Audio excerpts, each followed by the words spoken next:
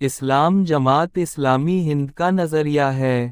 اس کی ساخت خدا کی وحدانیت اور حاکمیت، توحید، نبوت کا تصور اور موت کے بعد زندگی کے تصور پر اس کے عقیدے پر مبنی ہے۔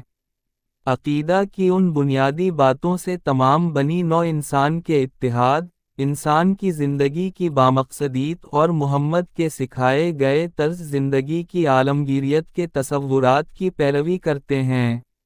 جی نے اپنے دستور میں اپنے رہنما اصول کو اقامت دین، زندگی کے تمام پہلوؤں میں اسلامی طریقے کا قیام کے طور پر بیان کیا ہے۔ اس کا رہنما اصول یہ ہے کہ اسلام ایک مکمل طرز زندگی ہے، بجائے کہ صرف عبادت کے طریقوں کا ایک مجموعہ۔ یہ ایک عملی نظریہ اور پروگرام فراہم کرتا ہے جو 20ویں صدی کے ناکام انسانوں کے بنائے ہوئے عقائد کی جگہ لے سکتا ہے، جبکہ ایک نسبتاً چھوٹی پارٹی، جس کے تقریباً 12,000 ارکان ہیں اور ہندوستان کے 130 ملین مسلمانوں میں 5 لاکھ ہمدرد ہیں، یہ تعلیم، سماجی خدمت اور کمیونٹی تک رسائی کو فروغ دینے کی پالیسی پر عمل پیرا ہے اور اس نے ہندوستان کے کئی حصوں میں مختلف انسانی اور امدادی کوششوں میں خود کو شامل کیا ہے۔ اسی پس منظر میں جماعت اسلامی کا قیام عمل میں آیا۔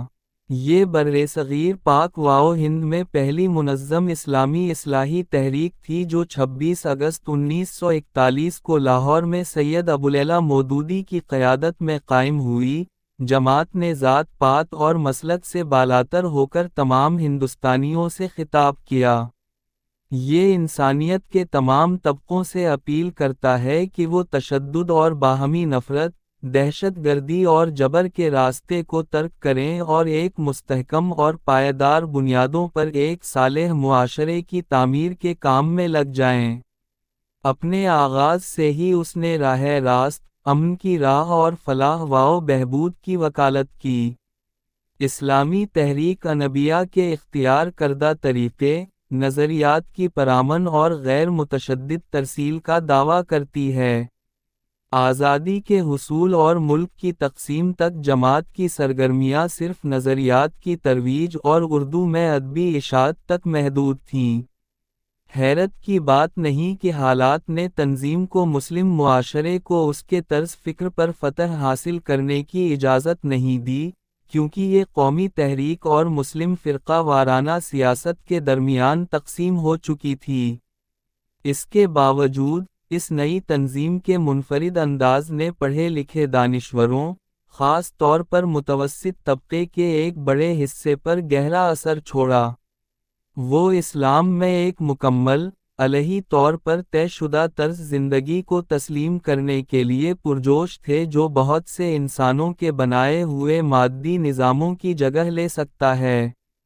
اس کے ساتھ ہی، جماعت کو غیر معقول اور استحصالی طریقوں کے لیے دیے گئے توہم پرست طبقوں، اور قوم پرست اور فرقہ پرست طبقوں کی طرف سے سخت مخالفت کا سامنا کرنا پڑا۔ جماعت اسلامی ہند کا قیام باضابطہ طور پر اپریل 1948 میں الہ آباد، اتر پردیش میں ایک اجلاس میں ہوا۔ حکومت ہند نے 2 بار تنظیم پر پابندی عائد کی، حالانکہ دونوں فیصلے سپریم کورٹ آف انڈیا کے فیصلوں کے ذریعے منسوخ کر دیے گئے تھے۔ 1980 کی دہائی کے وسط کے دوران اس نے اپنے اراکین کو ہندوستان میں انتخابات میں ووٹ ڈالنے کی اجازت دی۔ 2002 تک اسے ہندو قوم پرستوں کی پیش قدمی کے خلاف مہم کے طور پر بیان کیا گیا۔ 18 اپریل 2011 کو اس نے ایک قومی سیاسی party welfare party of India کے آغاز میں سہولت فراہم کی، جس کی قیادت میں تنظیم کے سرکردہ کارکنان اور وسیع تر مسلم کمیونٹی اور باہر کے اراکین، بشمول ایک عیسائی پادری شامل تھے۔ تاریخ: جماعت اسلامی 26 اگست 1941 کو لاہور میں سید ابوالعلا مودودی کی قیادت میں قائم ہوئی۔ تقسیم کے بعد تنظیم کے اراکین جو جمہوریہ ہند میں باقی رہ گئے خود کو ایک آزاد پارٹی بنانے کے لیے دوبارہ منظم کیا، جس کا اپنا آئین اور جماعت اسلامی پاکستان سے الگ قیادت تھا۔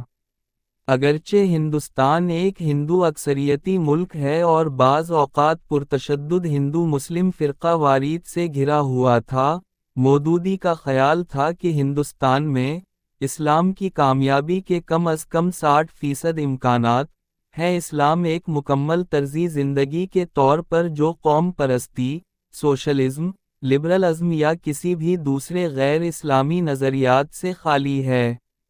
ہندوستانی جماعت اسلامی اپریل 1948 میں الہ آباد میں وجود میں آئی اور اسے سرکاری طور پر جماعت اسلامی ہند کہا گیا۔ پہلی میٹنگ میں 240 ممبران نے شرکت کی اور مولانا ابواللیث ندوے کو اپنا امیر رہنما منتخب کیا اور اپنا ہیڈ کوارٹر ملی آباد، لکھنؤ، یوپی میں قائم کیا۔ بعد میں ہیڈ کوارٹر 1949 میں رامپور اور پھر 1960 میں نئی دہلی منتقل کر دیا گیا۔ اس کے بعد جماعت اسلامی ہند نے اپنے آئین اور تحریری پالیسی کی اصلاح کرتے ہوئے تنظیم نو کے عمل سے گزرا۔ نیا آئین 13 اپریل 1956 کو نافذ ہوا۔ تنظیم نے 1951 میں رامپور، اتر پردیش میں ایک آل انڈیا میٹنگ کا انعقاد کیا، جس کے بعد حیدرآباد 1952، دہلی 1960، حیدرآباد 1967، دہلی 1974، حیدرآباد 1981، حیدرآباد 1997 اور دہلی 2020 میں اجلاس ہوا۔ اس نے ملک کے مختلف حصوں میں مختلف مواقع پر علاقائی کانفرنسیں بھی منعقد کیں۔ تنظیم کے ریاستی چیپٹر بھی وقفے وقفے سے الگ الگ کانفرنسیں منعقد کرتے ہیں۔ اس تنظیم پر حکومت ہند نے اپنے 7 دہائیوں کے وجود کے دوران 2 بار پابندی عائد کی تھی، پہلی عارضی طور پر 1975 سے 1977 کی ایمرجنسی کے دوران اور پھر 1992 میں غیر قانونی سرگرمیاں روک تھام ایکٹ کے تحت، جبکہ پہلی کو ایمرجنسی کے خاتمے کے بعد منسوخ کر دیا گیا تھا، دوسری کو سپریم کورٹ آف انڈیا نے اس بنیاد پر واپس لے لیا تھا کہ غیر قانونی سرگرمیوں اور ہندوستان کی خود مختاری پر سوال اٹھانے کے الزامات کو ٹھوس قانونی شواہد کے ساتھ ثابت نہیں کیا گیا تھا۔ حکومت کی طرف سے فراہم کردہ حلف نامے انٹیلی جنس رپورٹس پر مبنی تھے جو ان کے ذرائع کا انکشاف کیے بغیر تھے۔ تنظیم مقصد کیا ہے؟ باضابطہ طور پر، تنظیم اپنے مقصد کو اقامت دین یا زندگی کے تمام پہلوؤں میں اسلامی طرز زندگی کا قیام کے ساتھ خوشنودی اور آخرت میں کامیابی کو اس کوشش کا واحد مقصد قرار دیتی ہے، یعنی الہی ہستی صرف اللہ ہے، اس کے سوا کوئی معبود نہیں، اور یہ کہ محمد اللہ کے رسول ہیں۔ اس میں یہ بھی کہا گیا ہے کہ قرآن و سنت اس کی بنیاد ہوگی اور تمام مقاصد تبلیغ کے تعمیری اور پرامن طریقوں سے ہی حاصل ہوں گے۔ 2014 کے JIH کے پروگرام میں اسلام کی تعلیمات کی واضح نمائش شامل ہے جو تمام غلط نظریات سے پاک ہے اور تمام غیر صحت بخش اثاثوں سے پاک ہے۔ اسلامی اسکالرز کی آرا کے بجائے اسلام میں قرآن سنت پر زور دینا، ان لوگوں تک پہنچنا جو راستہ بازی کے لیے پرعزم ہیں اور انسان کے لیے نیک نیتی کے لیے کام کر رہے ہیں۔ زندگی اور انہیں منظم کرنا، معاشرتی تبدیلی لانے اور اسلامی تعلیمات کی روشنی میں اصلاح کے لیے کوشاں اور فکری قیادت، سماجی اور ثقافتی قیادت، اور بالآخر سیاسی قیادت کی تبدیلی۔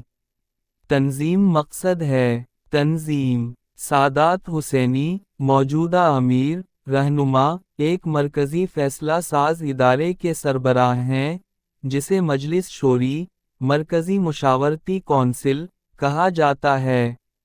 ملک بھر میں اسے 17 زونوں میں منظم کیا گیا ہے جس کی صدارت ایک علاقائی امیر کرتا ہے۔ جی میں خواتین کی ایک تنظیم جی ویمنز ونگ اور طلباء کا ایک ونگ اسٹوڈنٹس اسلامک آرگنائزیشن بھی ہے۔ پورے ہندوستان میں اس کے تقریباً 7,000 بنیادی اراکین، تقریباً 50,000 پارٹی کارکنان اور 3 لاکھ ساتھی، جیسا کہ فعال ہمدرد کہلاتے ہیں، ہونے کا اندازہ ہے۔ تنظیم کو نظم و ضبط، تنظیم، فلاحی کام، ایمانداری اور سٹریٹ پاور کے لیے اس کی ساکھ کی وجہ سے اس کی تعداد کے تناسب سے زیادہ اثر و رسوخ سمجھا جاتا ہے۔ جماعت ہندوستان میں مسلم کمیونٹی کے لیے قومی سطح کے اداروں میں ایک کھلاڑی ہے، جیسے آل انڈیا مسلم مجلس مشاورت، آل انڈیا مسلم پرسنل لا بورڈ اور آل انڈیا بابری مسجد موومنٹ کوآرڈینیشن کمیٹی۔ اس نے خود کو بین المذاہب فورمز جیسے movement for peace and justice اور forum for democracy and communal amity میں بھی شامل کیا۔ ملک بھر میں بہت سے تشدد زدہ علاقوں میں امن قائم کرنے اور شہری حقوق کے تحفظ میں فعال کردار ادا کیا ہے۔ خواتین ونگ، اس تنظیم کے خواتین ونگ اور اس کی فیڈر تنظیم girls Islamic organisation of India کے ذریعے کمیونٹی کی خواتین کی فعال شرکت ہے۔ فروری 2006 میں اس کے آندھرا پردیش ونگ نے 2 روزہ ریاستی خواتین کی کانفرنس کا انعقاد کیا، جو کہ حیدرآباد میں اپنی نوعیت کی پہلی کانفرنس تھی جس میں 30,000 سے زیادہ مسلم خواتین شامل تھیں۔ اس تقریب میں مقررین نے اسلام کے دائرہ کار میں تعلیم اور ملازمت سے متعلق خواتین کے حقوق اور مراعات پر زور دیا اور جہیز جیسے رواج کو غیر اسلامی قرار دیا۔ علیحدہ ریاست تلنگانہ کا مطالبہ کرنے والی حالیہ عوامی ریلیوں میں اس کی خواتین کی موجودگی بھی قابل دید تھی۔ جنوری 2010 میں ریاست کیرالہ میں خواتین ونگ نے اپنی ریاستی خواتین کی کانفرنس کا اہتمام کیا۔ کانفرنس کا افتتاح ویڈیو کانفرنسنگ کے ذریعے ایوان ریڈلی نے کیا کیونکہ انہیں حکومت ہند کی طرف سے ویزا دینے سے انکار کر دیا گیا تھا۔ کانفرنس نے قراردادیں جاری کی جن میں مسلم پرسنل لا میں اصلاحات، جہیز کے خلاف کارروائی اور خاندانی اقدار کو بحال کرنے کا مطالبہ کیا گیا۔ فروری 2021 میں خواتین ونگ نے مضبوط خاندانی مضبوط سوسائٹی کا آغاز کیا، ایک ملک گیر مہم جس کا مقصد مسلم اور غیر مسلم دونوں برادریوں تک پہنچنے کے ارادے سے خاندان کے بگڑتے ڈھانچے کے بارے میں بیداری پیدا کرنا تھا۔ خواتین ونگ نے مارچ 2021 میں 2 میگزینز، اورا انگریزی اور ہادیہ اردو کا آغاز کیا تاکہ خواتین کو اپنے مسائل کے اظہار کے لیے ایک پلیٹ فارم کے طور پر کام کیا جا سکے۔ سماجی خدمات، جماعت اسلامی ہند کے صدر سید سعادت اللہ حسینی نے ہندوستانی مسلم کمیونٹی پر زور دیا ہے کہ وہ آنے والے چیلنجوں کا مقابلہ کرنے کے لیے خود کو جوش و خروش سے کام لیں جو کہ ایک طویل مدتی حل کی ضرورت ہے۔ میڈیا کو ایک بیان میں سید سعادت اللہ حسینی نے کہا کہ فرقہ واریت اور فرقہ واریت کو فروغ دینے والے تنگ سیاسی اور نظریاتی مفادات کے لیے ہمارے جمہوری اداروں کو بے شرمی سے خراب کر رہے ہیں۔ مسلمانوں میں کافی غصہ اور بے چینی پائی جاتی ہے، تاہم ہمیں مایوس یا خوفزدہ نہیں ہونا چاہیے۔ وقت کا تقاضا ہے کہ عزم اور ہمت کا مظاہرہ کیا جائے اور ان چیلنجوں پر قابو پانے کے لیے مسلسل کام کیا جائے۔ یہ پہلی بار نہیں ہے کہ ہندوستانی مسلم کمیونٹی کو اس طرح کے چیلنجوں کا سامنا کرنا پڑا ہو۔ 1857 کے بغاوت سے لے کر ہندوستان کی آزادی تک، ملک کی تقسیم اور بہت سے دوسرے آزمائشی واقعات ہماری تاریخ کا حصہ رہے ہیں، اور خدا کے فضل سے ہم نے ان چیلنجوں کا سامنا کیا اور ان پر قابو پایا۔ JIH کے صدر نے مسلم کمیونٹی کو یاد دلاتے ہوئے کہا، ہمیں اپنی طاقت سے آگاہ ہونا چاہیے۔ اس کی جڑیں ہمارے مذہب اور اس کی عظیم اور قدیم تعلیمات اور اصولوں میں پیوست ہیں۔ ہم جبر اور استحصال کے خلاف ایک محافظ کے طور پر کام کرتے ہیں۔ اس لیے ہمیں نشانہ بنایا جاتا ہے اور آزمائشوں اور فتنوں کا نشانہ بنایا جاتا ہے۔ ہمیں یہ سمجھنا چاہیے کہ ہمارے چیلنجز کا فوری حل نہیں ہے۔ یہ صرف طویل مدتی ہے۔ ہمیں اپنے اثر و رسوخ کے فوری دائرے میں تبدیلی لانے کی کوشش کرنی چاہیے۔ میں کمیونٹی کے لیے 6 ایکشن پوائنٹس تجویز کر رہا ہوں۔ 1. اپنے ہم وطنوں کے ساتھ اچھے تعلقات استوار کریں۔ مسلمانوں اور اسلام کے بارے میں ان کی غلط فہمیوں کو دور کریں اور حقیقی تصویر پیش کریں۔ 2. امت مسلمہ کی حالت کو بہتر بنانے کی کوشش کریں۔ ان کی تعلیم، ان کی معیشت، اور ان کی کمزوریوں کو دور کرنے پر توجہ دیں۔ سب سے اہم بات یہ ہے کہ ان کے اخلاقی کردار کو بہتر بنائیں اور مذہب پر عمل کریں۔ 3. خیر امت، بہترین برادری کا کردار ادا کریں۔ 4.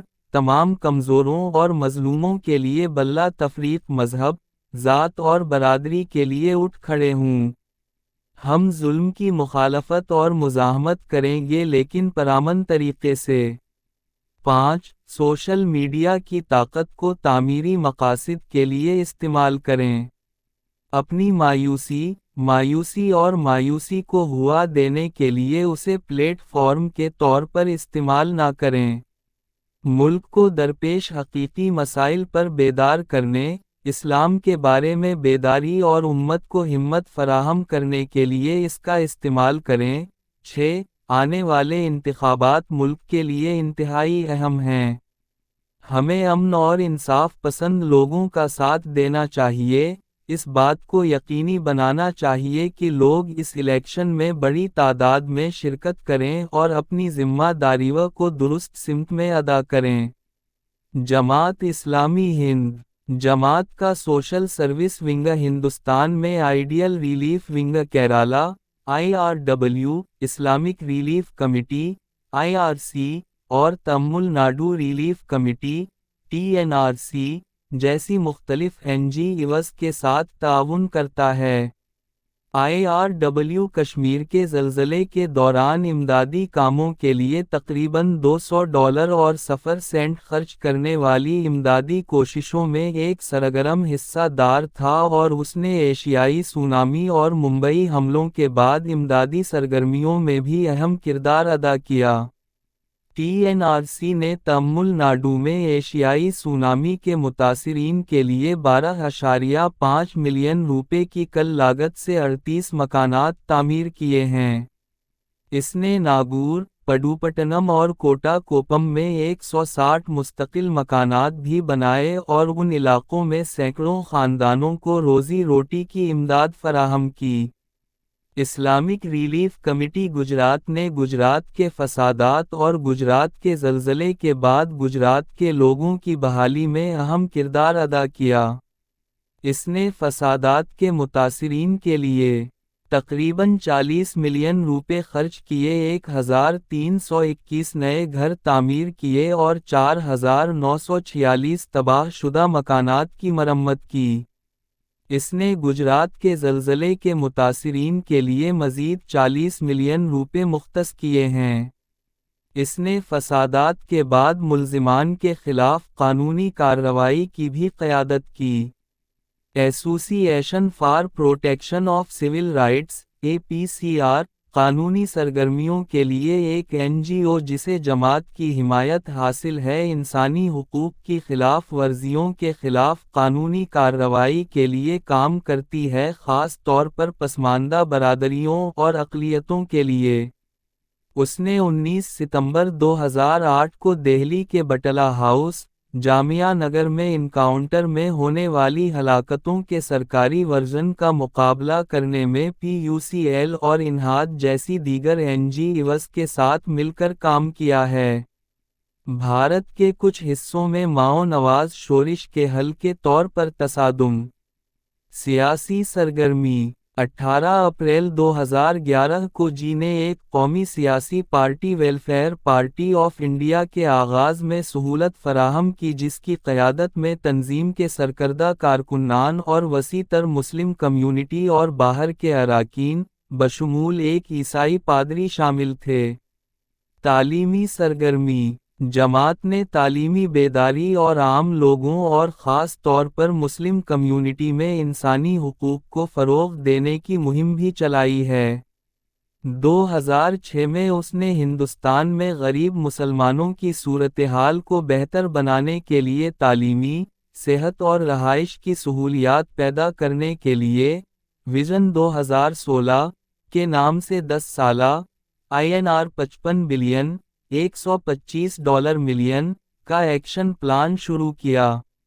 اس کا پہلا مرحلہ ہندوستان کے 58 پسماندہ اضلاع پر مرکوز ہے، جہاں یہ صحت کی دیکھ بھال کے مراکز، اسکولوں، پیشہ ورانہ تربیت کے مراکز، چھوٹے پیمانے کی صنعتوں اور کم لاگت کے مکانات قائم کرنے اور چھوٹے پیمانے پر تجارت اور دیگر منصوبوں کے لیے نرم قرضے فراہم کرنے کا ارادہ رکھتا ہے۔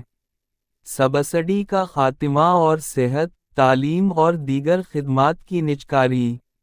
مسائل پر اپنے موقف کی بنیاد پر، اس کی پالیسی دستاویز اس بات پر زور دیتی ہے کہ شہریوں کو زندگی کی بنیادی ضروریات فراہم کرنا حکومت کی ذمہ داری ہے اور نفع و نقصان کے پہلوؤں کو اجتماعی طور پر دیکھا جانا چاہیے۔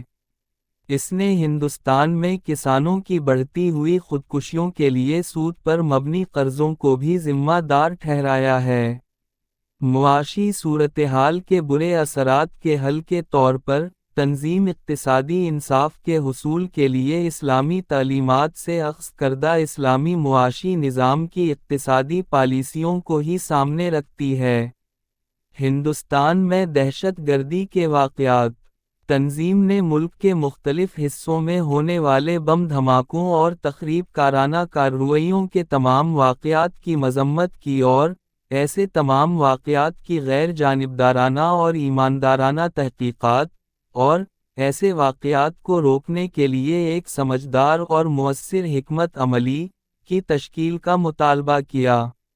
اس نے اس پر بھی اپنی تشویش کا اظہار کیا ہے جسے وہ حکام اور میڈیا کی جانب سے اس طرح کے واقعات کے فوری بعد مسلم کمیونٹی کو مورد الزام ٹھہرانے کے متعصبانہ انداز کے طور پر دیکھتا ہے۔